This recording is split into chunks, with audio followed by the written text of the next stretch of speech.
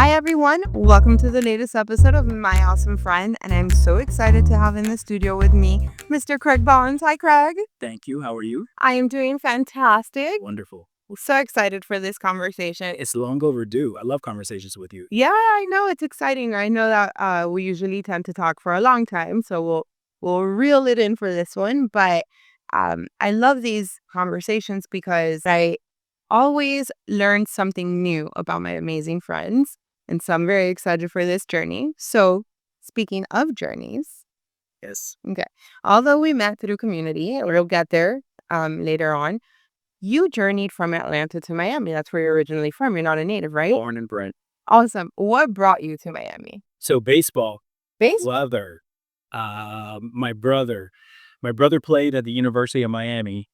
Coming out of high school, I got injured, and coming down to play between or explore other universities. Came across FIU. Uh, Great start, but I just never healed. Obviously, injuries have been a story of my life, but I am very proud to graduate from FIU, but still be here in Miami, Florida today. Nice. And you said because of the weather too. So is that why you're still here? Oh, yes. I mean, the weather here, I enjoy the four seasons Atlanta has, but hot is a oven hot there. Here is the more humid hot, but I mean, Miami's just beautiful. It really is. It really is.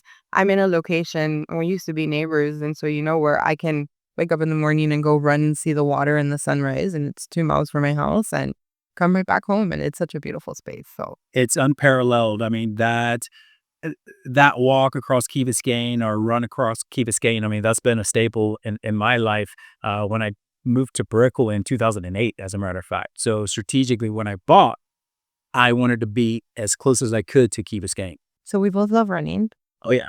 and you said you've had many injuries. Oh, yeah. And I guess it starts with baseball. But funny, I asked you just before we started, when did you become an athlete? And you said when you were born. Oh, yeah. But I know you more so as a runner, like a real marathon runner, triathlons, duathlons, right? Is that, did I say it right?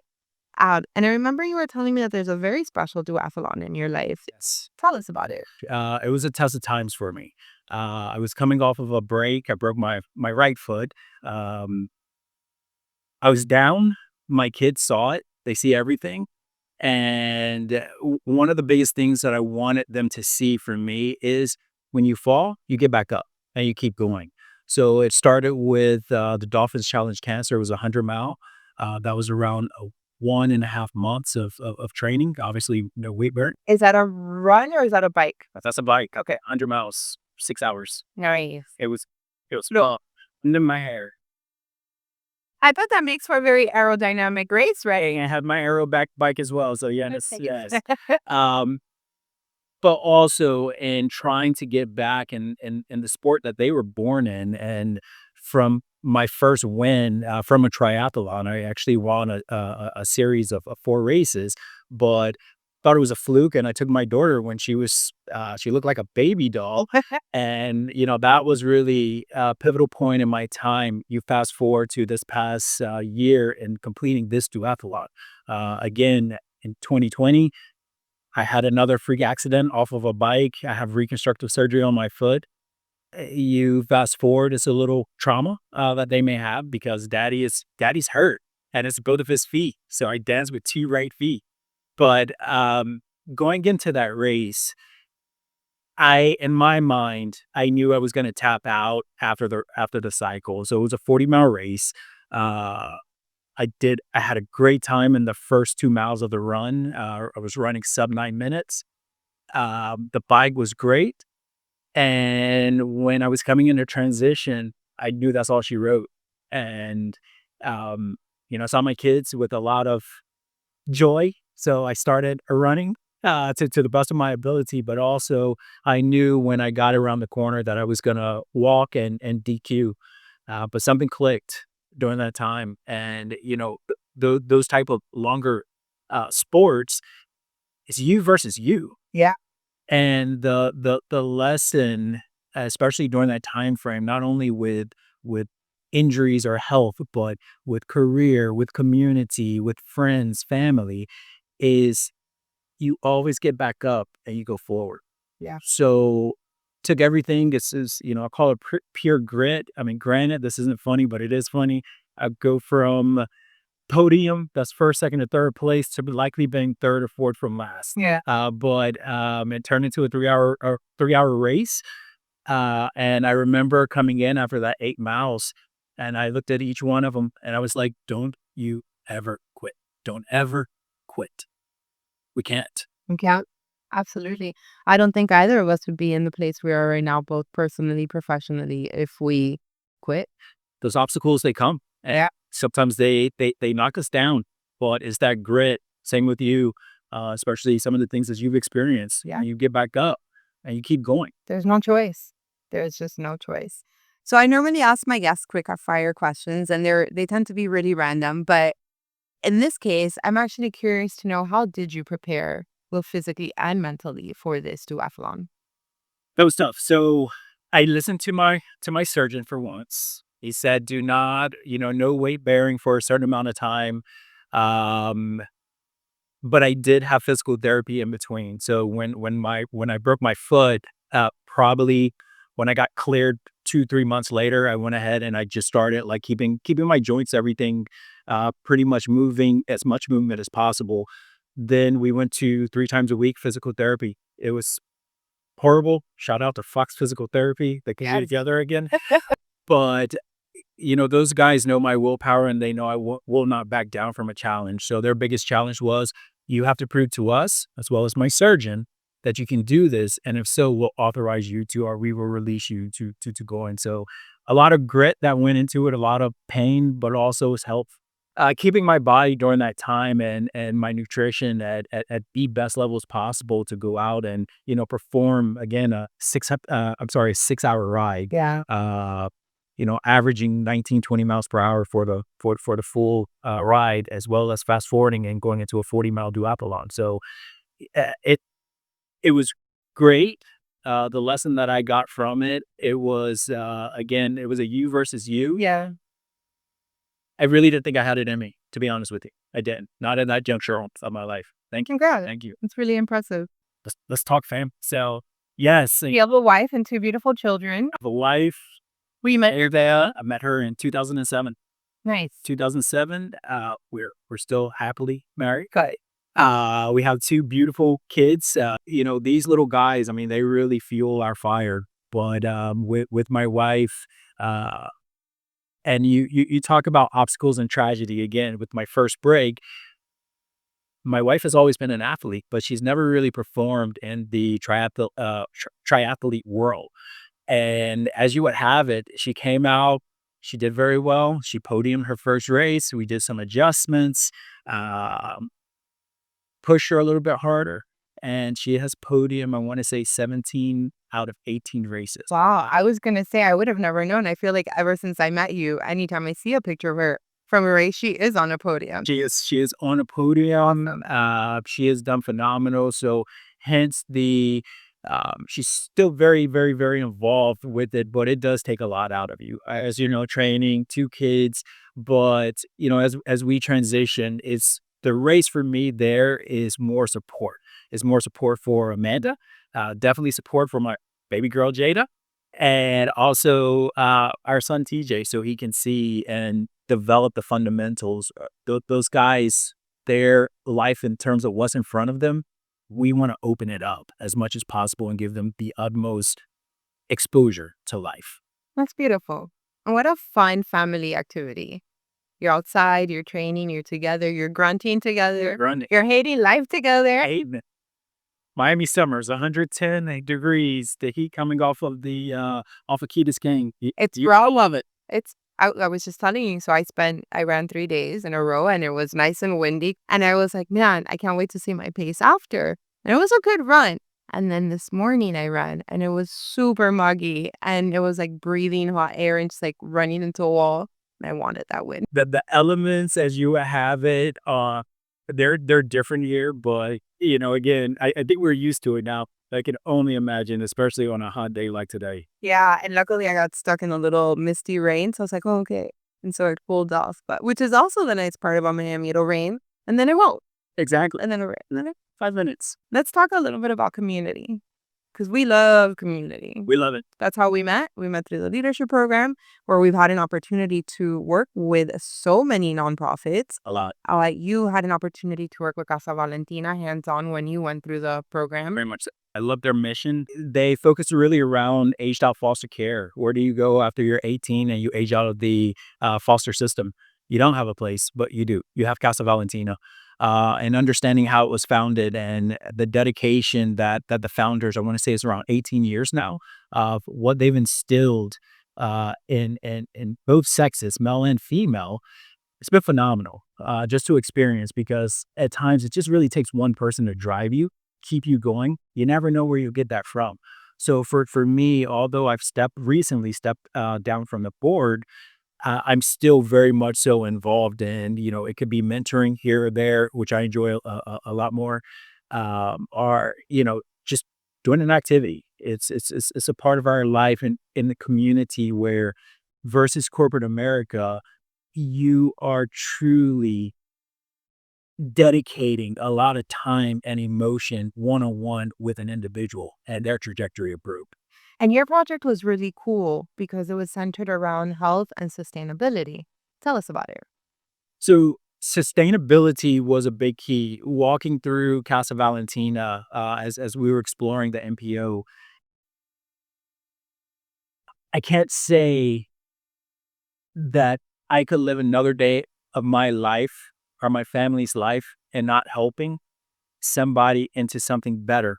But it actually started more with how they were living. So walking into one of the bedrooms and sorry, I don't know if I can say I have a big butt, but uh, I think you're there fine. you go, folks. But walking past one of the dressers and fell apart. And understanding the heart of this particular male resident, he came out, "Oh, don't worry about it. Like, this is, I can fix it. I put this one together." I'm like, "Well, oh, what do you mean you put it together?" He was like, "Oh, yeah, a lot of times people throw a lot of furniture away. So I get it and I fix it." That's what led into our project. Our project, was around the time of COVID, everything shut down, but I strongly believe we had a fiduciary responsibility as a group to follow through with what we said we were going to do. So it was that the outcome was every single person got a brand new bedroom, brand new beds, mattresses, pillows, dressers, whatever you could think to live comfortable, but lift your morale within the space where you're studying or you lay your head to sleep and you spend the majority of your time. All of those young adults are in college and are there getting their GED, but they all have a future. So if it's touching one, if it's touching 20, again, I have a responsibility. Yeah. I do have a responsibility. And it's almost, in theory and in hope, it's a trickle down economic effect, right? Not necessarily financially, but the pay it forward version, right? And so you impact that kid's life right now. And in 10, 15 years, when he can pay it forward too, he's going to remember that. And they're going to pay it forward too, hopefully.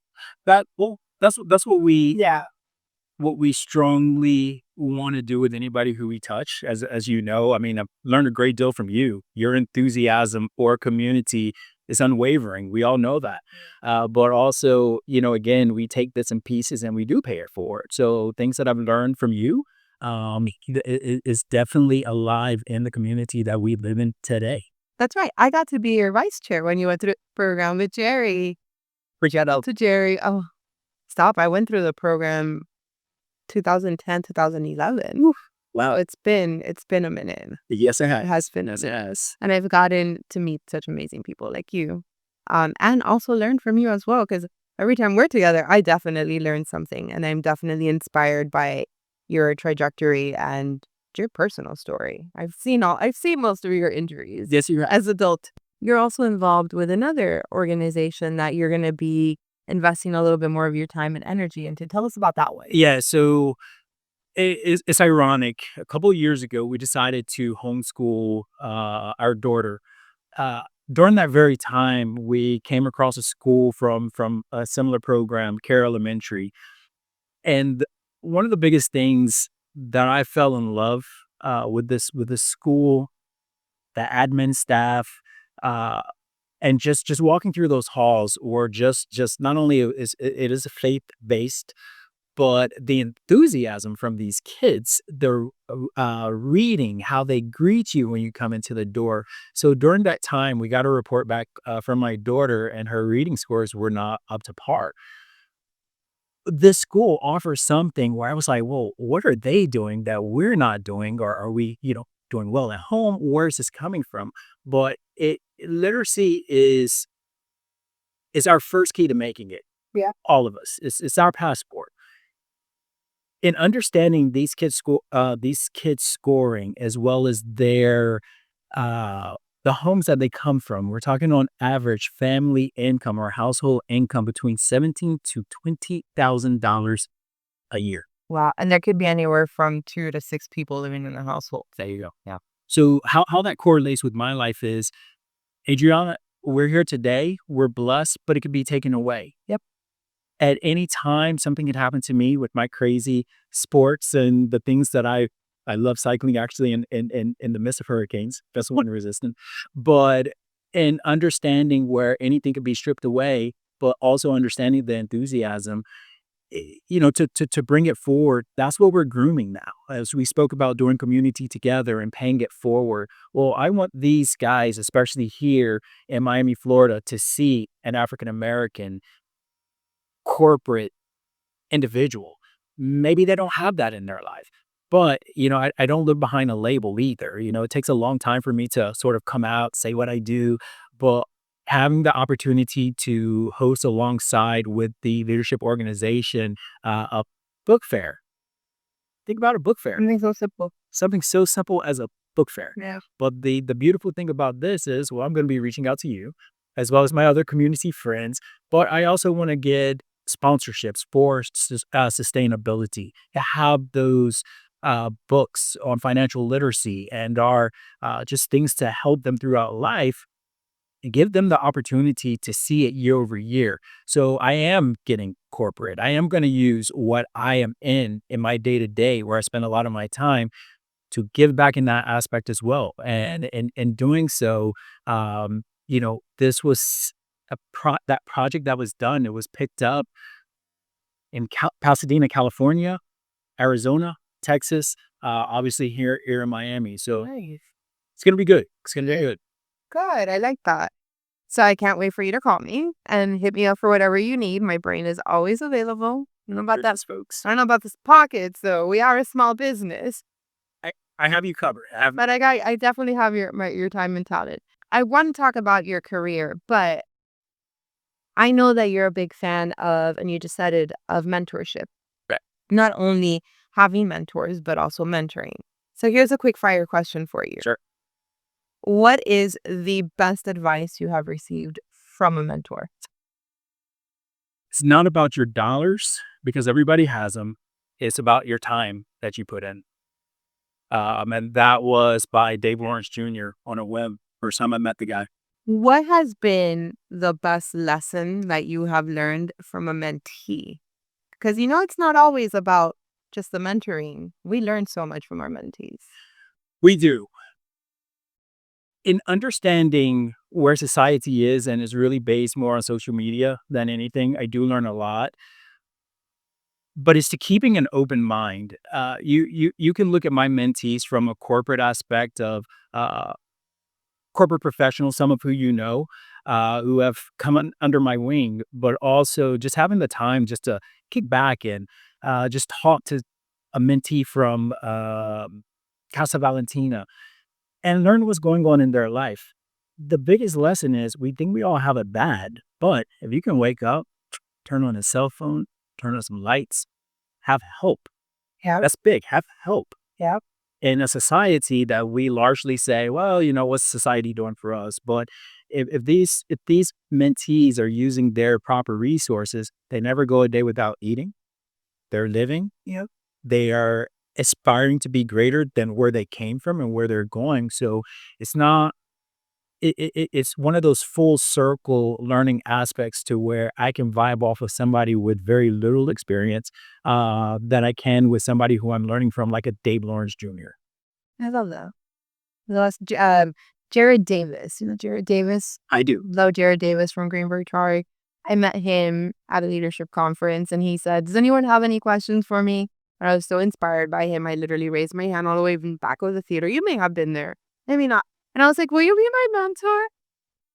And one of the things that I learned from him is that he gets so much out of the mentoring because it's true, you don't have all the answers. Sometimes you just have to talk him through and you'll get there. So it's refreshing. Yeah, Jared, phenomenal. I've learned so much from him from a distance, and yeah, I would love for Jared, if you see this, I want you to be my mentor. I can learn a lot from him. Just email him. I know I need to. I'm bad. I guess he has posed that, but when you are looking at mentoring, and to his point of he has 400 or 600 associates, that's his leadership style for each individual one. So he has 400 to 500 or 600 leadership styles. Yeah. For us to do what we do in the community, because we're all type A personality, I think we were color blue or whatever the case may be. Blue. Yeah, blue. Communication is essential for us reaching that goal. Yeah. But also, as you're doing it with your team members or your mentees, it's the same thing. You have a mission, you have a goal in mind. So again, some from what a Jared David brings, not only to Miami, but now it's global. Global. Phenomenal. Phenomenal. Phenomenal. Shout out to him. So let's talk about your career. Sure. You are in the finance sector. I am. Not entirely sure what you do. You do. Nobody else. I feel like no one ever knows who does what in banking, but tell us a little bit about your journey because I'm sure you didn't just stumble to where you are right now. Right. It goes back to that just one. So banking started when I was at Florida International University. I was the president for Residence Hall Association. So that's both campuses from Miami to North Miami Beach. Of course you were. Of course I was.